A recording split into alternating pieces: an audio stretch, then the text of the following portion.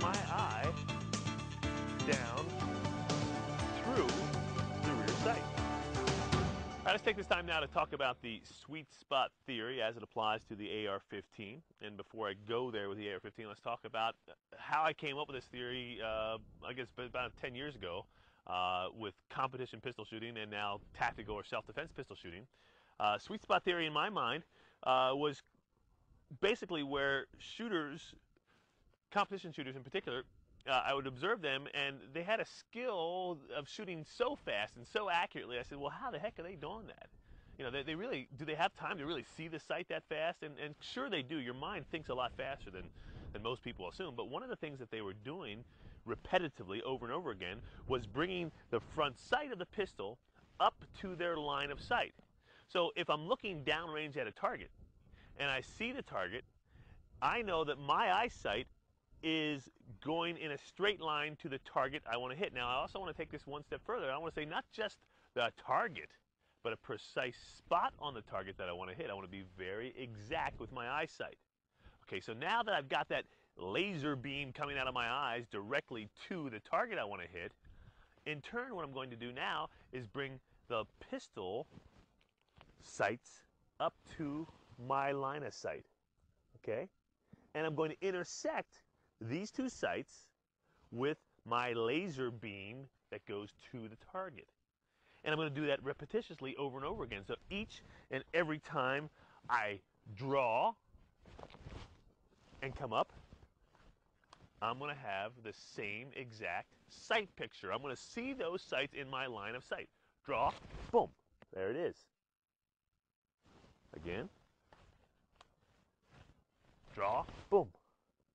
Same spot, okay? By keeping my head fixed, my eyes directly on the target I want to hit, and by bringing the sights into my line of sight, I can be extremely fast and extremely accurate. Now, let's apply that same principle to the AR-15. Again, we've got front sight, rear sight. We understand the relationship we're looking for with those two items. Now the key is, how can I bring this sight picture, this alignment of these two sights, into my line of sight and do it rapidly over and over and over again and consistently, and so that each and every time I bring the gun up, I will be accurate? Well, first and foremost, two things to kind of keep in mind. One, you have to keep your head erect. All right? It is very slow for you to shoulder the rifle, drop your head, and look for the sights. Okay, you see that? Okay, I'm going to point over this way, bring the rifle up, drop your head, and look your sights. Okay, because now two things are entering. I'm moving two things. I'm moving the rifle, and I'm moving my head. Okay, now the head movement is not going to be consistent from time to time, because that will depend on where I place the rifle. If I place the rifle low, I'm going to drop my head farther. If I place the rifle high, I have to drop it a little less. So my theory that goes with the sweet spot with the AR-15 is that you want to keep your head, your eyesight as still, as fixed as possible. So you identify your target. There's your target. Now, I work with the gun shouldered high, okay? Because again, this is very lightweight rifle, very little recoil. Not going to hurt you not to have the whole butt anchored into your shoulder, especially for this kind of drill.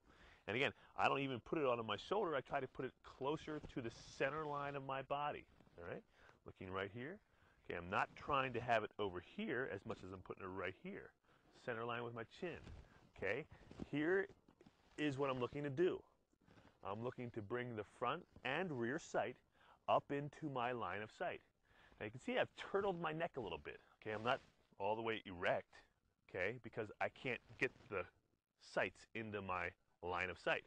So by turtling my neck, by coming down a little bit, okay, now all I'm looking to do, get that butt right on my chin basically, and just raise it straight up, okay?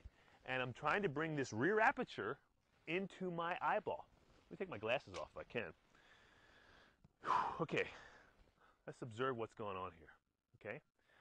I'm going to go ahead and look at the barrel or look at the muzzle of the camera right down. Scott can zoom in a little bit closer. You can see what I'm trying to do now is bring my line of sight, okay, bring the line of sight and the sights themselves. Okay, I'm not moving my head at all. My head is still. There it is. I'm looking to bring this rear aperture up to my laser beam that's coming out of my eye. You can understand what I'm trying to get to there.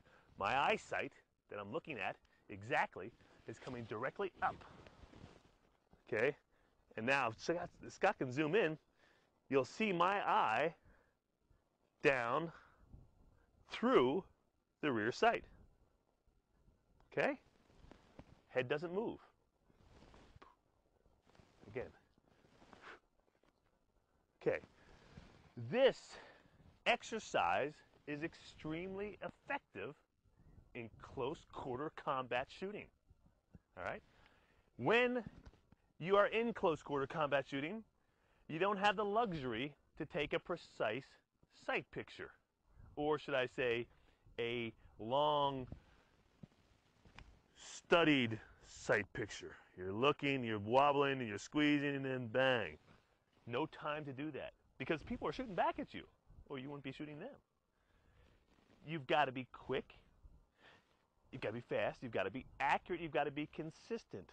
So what I'm trying to get at here is to develop a consistency in the way you mount the rifle, not only on your shoulder, but also the sights to your line of sight. Hence, the sweet spot theory. There's my target. There's my sights, okay? I know at this distance, I'm going to shoot a little bit low, so I'm going to aim at the top of the target. And there we go, top of the target. Again.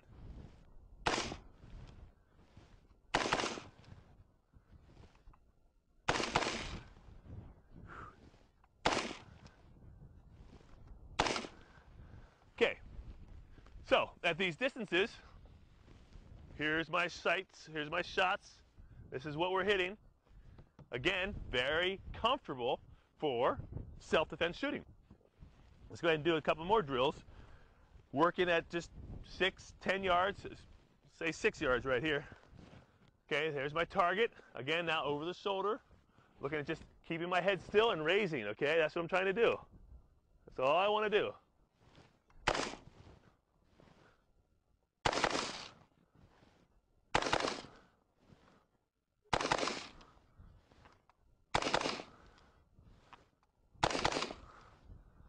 Okay, you can see a lot of accurate shots for self-defense. Okay, we've got a 5-inch radius here, and that's what we're looking for self-defense accuracy. Okay, we're looking to hit a 5-inch radius here in the chest, here in the head.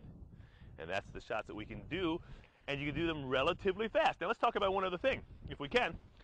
How do I hold the rifle with not only this hand, but also with this hand? Obviously, I've got a standard pistol grip here. And I've got this other hand. I want to show you what I'm doing here. I'm pointing my finger. Okay? It's real important, I feel, for the pointability of the weapon. I could have it like so, but I don't really feel that it's quite the same every time. By pointing, I have an index. I'm looking for the flat spot of the guard there, the heat shield there, and I want to point my finger right down the muzzle. So when I turn and shoot, I am basically pointing my finger every time. Pointing my finger at the target. That's what I'm looking to do. Okay? Now, one other thing I want to talk about here in this segment, and that is basically the ability to manipulate the safety on and off. Okay, it's very, very important. Obviously, here's the safety. And one of the things that I feel is extremely important is for you to be comfortable with taking the safety off, but also putting it back on. All All right? I think it's really important that you learn how to automatically put that safety back on without altering